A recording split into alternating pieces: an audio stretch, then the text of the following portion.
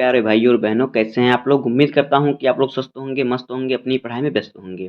आज के वीडियो में हम क्लास 12 इंग्लिश का सप्लीमेंट्री रीडर से मोस्ट इंपॉर्टेंट क्वेश्चन को पढ़ेंगे, जो कि आपके बोर्ड एग्जाम के लिए मोस्ट इंपॉर्टेंट है। इतना ही यहाँ से आपके बोर्ड एग्जाम में आएगा, जितना बताऊंगा यहीं से भी आपके बोर्ड एग्जाम में सप्लीमेंट्री रीडर से क्वेश्चन आएगा। तो यहाँ से आपको इतना ही पढ़ना है, इससे बार कुछ नहीं पढ़ना है। तो आज की वीडियो में जो क्वेश्चन बताऊंगा उन क्वेश्चन को ध्यान से देखिएगा, क्योंकि ये क्वेश्चन बहुत ही इंपॉर्टेंट है आपके बोर्ड एग्जाम के लिए। तो वीडियो में लास्ट तक बने रहिएगा। अगर आप वीडियो पर नए हैं तो वीडियो को लाइक कर दीजिए, चैनल पर नए सब्सक्राइब कर दीजिए, बेल आइकन को प्रेस कर दीजिए, क्योंकि बोर्ड एग्जाम के हर इंपॉर्टेंट टॉपिक का वीडियो आपको चैनल पर डेली मिलता रहेगा। तो ये वीडियो को स्टार्ट करते हैं। देखिए हमारा क्वेश्चन क्या है। हमारा जो क्वेश्चन है वो है सप्लीमेंट्री रीडर से। तो यहाँ से देखिए जितने इंपॉर्टेंट क्वेश्चन सभी को हम पढ़ेंगे। तो देखिए पहला क्वेश्चन हमारा क्या है। देखिए पहला क्वेश्चन हमारा है, what is Sam's old business, why can not he go back to it. यानी कि सैम का पुराना व्यवसाय क्या है। बिजनेस का अर्थ होता है व्यवसाय, ओल्ड का अर्थ है पुराना। तो सैम का पुराना व्यवसाय क्या है, वह इस पर वापस क्यों नहीं जा सकता। Can not he go back it, वह इस पर वापस क्यों नहीं जा सकता, ये हमारा क्वेश्चन है। तो देखिए आपको इसका आंसर किस प्रकार से लिखना होगा। देखिए Sam's old business is that of psychiatrist. Psychiatrist का अर्थ होता है मनोचिकित्सक। तो सैम का पुराना व्यवसाय था मनोचिकित्सक, सॉरी, सैम का पुराना व्यवसाय जो है क्या है, मनोचिकित्सक है। बट लेकिन now he is in Glasberg of 1894। लेकिन अब वह 1894 के ग्लेसबर्ग में है। इट इज ए पीरियड, यह वह समय है, when people are free from all worry, जब लोग सभी चिंताओं से मुक्त होते हैं। क्या है, सभी चिंताओं से मुक्त हैं। वरी का अर्थ होता है चिंता, फ्री का अर्थ होता है मुक्त। There is no need of any psychiatrist, उन्हें किसी मनोचिकित्सक की जरूरत नहीं है। 10 इस प्रकार Sam can not go back to his old business, इस प्रकार सैम पुराने व्यवसाय में वापस नहीं जा सकता। इतना आपको इस क्वेश्चन का आंसर लिखना है, बस आपको पूरे नंबर मिलेंगे। एक बार फिर समझ लीजिए कि what is Sam old business, why can not he go back to it. यानी कि सैम का पुराना बिजनेस क्या है, वह इस पर वापस क्यों नहीं जा सकता। तो Sam's old business is that of psychiatrist, Sam का पुराना व्यवसाय है मनोचिकित्सक। बट लेकिन now he is in Glasberg of 1894, लेकिन अब वह कहाँ पे है, लेकिन अब वह 1894 के ग्लेसबर्ग में है।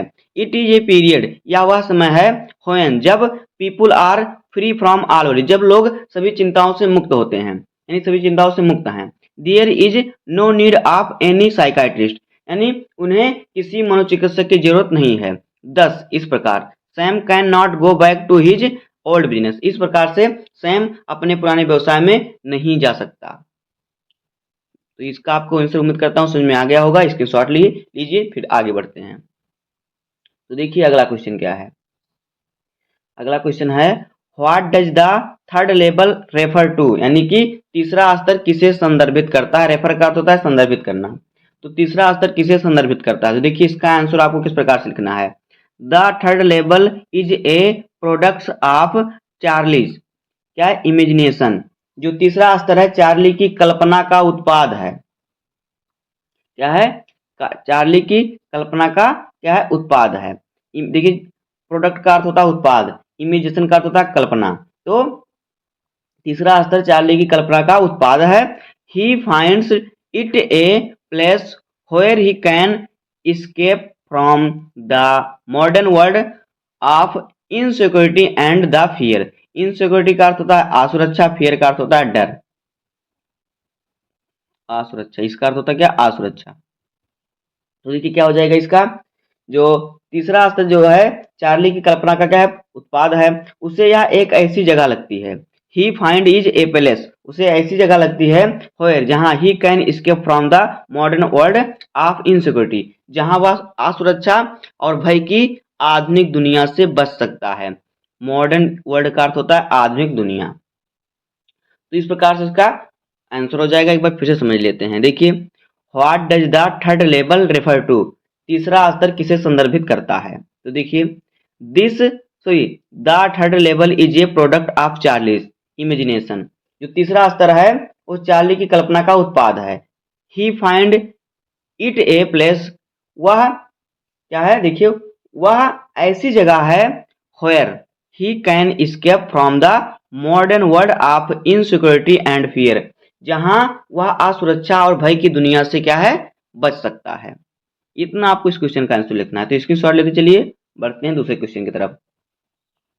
अगला क्वेश्चन हमारा है, देखिए क्या, why was tiger hunting banned in Pratibandapuram.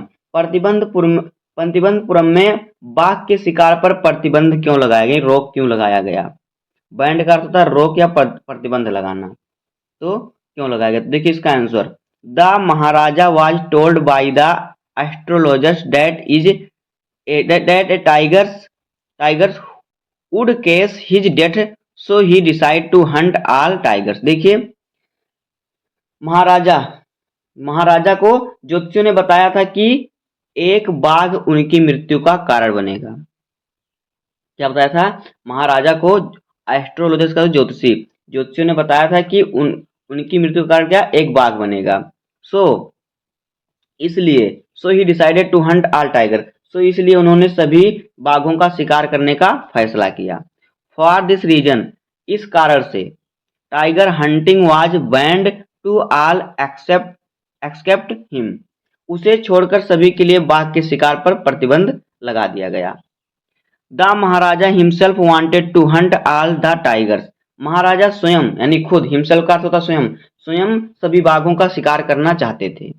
इतना हो जाएगा इस क्वेश्चन का आंसर। एक बार फिर से समझ लेते हैं, देखिए क्या है कि why was tiger hunting banned in Pratibandapuram में बाघ के शिकार पर रोक क्यों लगाया गया, तो देखिए the Maharaja was told by astrologer यानी कि ज्योतिषियों ने महाराज को बताया था, that a tiger would catch his death, so he decide to hunt all tiger. क्या बताया था कि that a tiger would catch his death, यानी कि उनकी मृत्यु का कारण एक बाघ बनेगा। So he decided to hunt all tigers, इसलिए उन्होंने सभी बाघों के शिकार करने का फैसला, यानी मारने का क्या किया, फैसला किया। फॉर दिस रीजन, इस कारण से, tiger hunting was banned to all except him, उसे क्या, इस कारण से उसे छोड़कर सभी के लिए बाघ के शिकार पर क्या गया बैंड लगाने, प्रतिबंध लगा दिया गया। The Maharaja himself wanted to hunt all the tigers, Maharaja स्वयं यानी खुद सभी बाघों का शिकार करना चाहते थे। हिमसेल्फ का अर्थ होता है स्वयं, वांटेड का अर्थ होता है चाहना, आगे देखिए हंट का अर्थ होता है शिकार। उसका देखिए अगला क्वेश्चन हमारा है, what prediction was made by the astrologer about the tiger king, यानी कि देखिए ज्योतिषियों ने बाघ के बारे में, यानी बाघ राजा यानी टाइगर किंग के बारे में क्या भविष्यवाणी की, ज्योतिषियों ने टाइगर किंग के बारे में क्या भविष्यवाणी की, तो देखिए इसका answer, at the tiger's births, देखिए जब टाइगर किंग के जन्म के समय royal astrologers predict that he would grow up as a great warrior, hero and champion.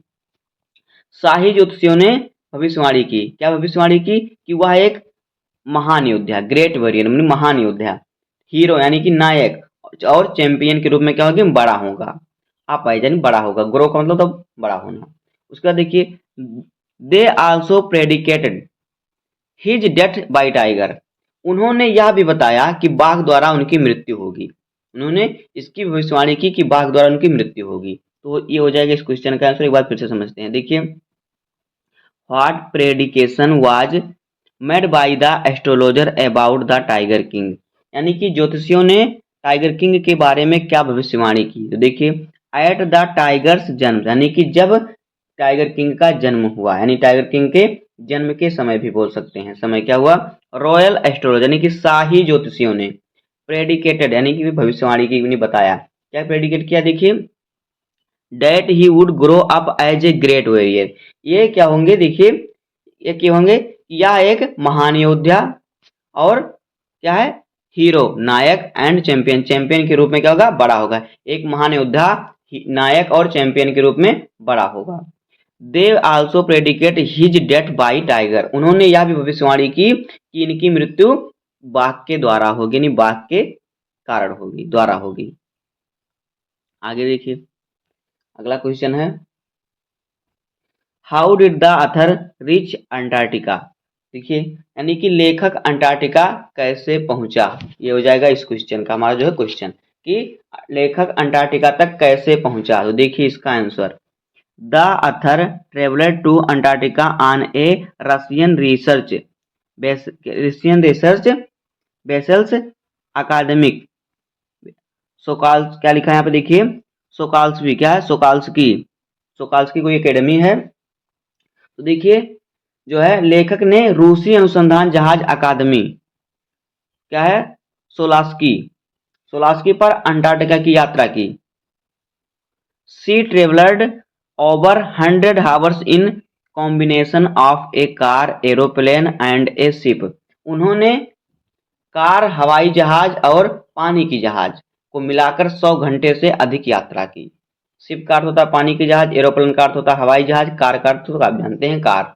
तो देखिए एक बार फिर समझते हैं इन क्वेश्चन का आंसर। देखिए how did the author reach Antarctica, यानी लेखक अंटार्कटिका तक कैसे पहुंचा। तो देखिए the author travelled to Antarctica on a Russian research vessel Akademik Shokalskiy, लेखक ने रूसी अनुसंधान जहाज अकादमी सोलास्की पर अंटार्कटिका की यात्रा की।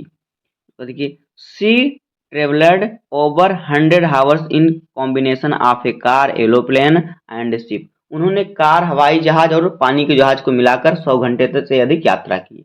इतना हो जाएगा इस क्वेश्चन का आंसर। आगे देखिए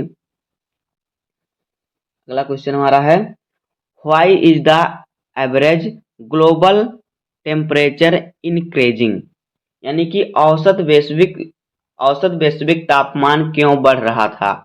इंक्रीजिंग का अर्थ होता है बढ़ना, टेम्परेचर का अर्थ तापमान, तो औसत, एवरेज का अर्थ होता है औसत, ग्लोबल का अर्थ होता है वैश्विक, तो औसत वैश्विक तापमान क्यों बढ़ रहा था।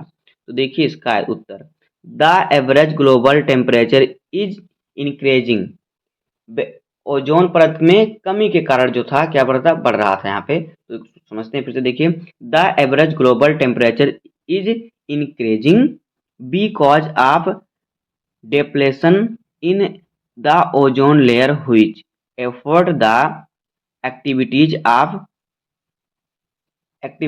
फाइटो क्या है देखिए प्रकार phytoplankton which is turn affects the global carbon circle, यानी कि क्या हुआ देखिए, ओजोन परत में कमी के कारण, यहाँ पे देखिए पहले इतना आप पढ़िए, यहाँ पे देखिए the average global temperature is increasing, यानी कि औसत वैश्विक तापमान बढ़ रहा था क्योंकि of depletion in the ozone परत लेयर, क्योंकि ओजोन परत के कमी के कारण, which affects the activities of phytoplankton, क्या है phytoplankton which in turn affects the global carbon circle, photo carbon क्या है जो कि फाइटोप्लांक्टन की गतिविधियों को प्रभावित करता है, जो बदले में वैश्विक कार्बन चक्र को प्रभावित करता है, जो कार्बन चक्र होता है उसे क्या करता है प्रभावित करता है। इतना हो जाएगा इस क्वेश्चन का आंसर। आगे देखिए अगला क्वेश्चन क्या है, अगला क्वेश्चन है हु वाज हना, यानी कि हना कौन थी, और how did Sadao marry her, Sadao ने हना से शादी कैसे की। तो देखिए हना वाज द सदाओस वाइफ, यानी कि हना जो थी सदाओ की पत्नी थी। He first met her in America at a professor's house, उनकी उनसे पहली मुलाकात अमेरिका में एक प्रोफेसर के घर पर हुई थी। दे फेल इन लव, यानी उन्हें क्या हो गया, उन्हें प्यार हो गया। सदाओ टोल्ड हिज फादर अबाउट हना, सदाओ ने अपने पिता से हना के बारे में बताया। देन फिर their marriage was arranged in the old Japanese way, यानी कि उनकी शादी पुरानी जापानी तरीके से तय की गई। हना was really a devoted wife, हना एक सचमुच समर्पित वाइफ थी। इतना आपको इस क्वेश्चन का आंसर लिखना है। आगे देखिए अगला क्वेश्चन है, what was the chief concern of Sadao's father, यानी कि सदाओ के पिता की मुख्य चिंता क्या थी। तो देखिए द चीफ कॉन्सर्न, चीफ का था मुख्य और कॉन्सर्न का था चिंता। तो the chief concern of Sadao's father was Sadao education. Sadao के पिता की मुख्य चिंता थी सदाओ की शिक्षा। For this very purpose he sent Sadao to America to learn surgery and medicine. देखिए उन्होंने इसी उद्देश्य से सदाओ को सर्जरी और चिकित्सा, देखिए सर्जरी का अर्थ होता है जो सर्जरी होता है इसका मतलब ऑपरेशन, और मेडिसिन का अर्थ होता है चिकित्सा। तो सर्जरी और चिकित्सा सीखने के लिए अमेरिका भेजा था, उसकी शिक्षा के लिए, इसी की शिक्षा के लिए। आगे देखिए अगला क्वेश्चन है। अगला क्वेश्चन देखिए हमारा क्या है।